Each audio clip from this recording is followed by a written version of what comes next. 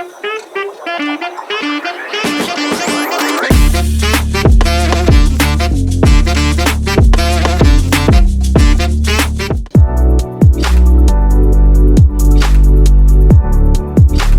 SEO, headings are more than just big text.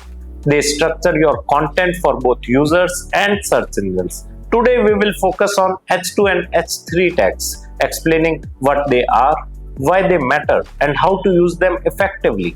H2 tags are subheadings that divide your content into sections. They come after your H1 heading and help readers easily navigate the page.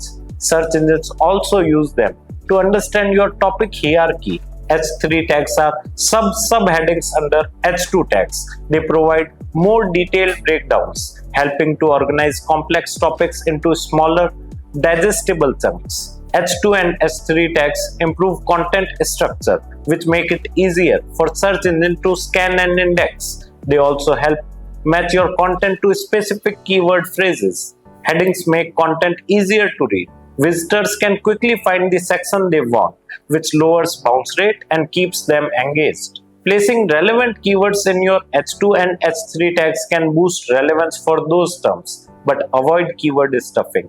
Keep heading natural and meaningful. H2 tags can target secondary keywords and organize related topics. This supports your main keyword strategy while improving semantic SEO. H3 tags are great for long-form content. They can include FAQ, step-by-step guides, or small topic points that add depth to your article. Limit H2 tags to key sections, make them descriptive, and ensure they summarize the content that follows. Use H3 tags when you need to explain subpoints under H2. Don't use them just for styling. Ensure they add meaningful hierarchy. H2 and H3 tags guide readers and search engines through your content.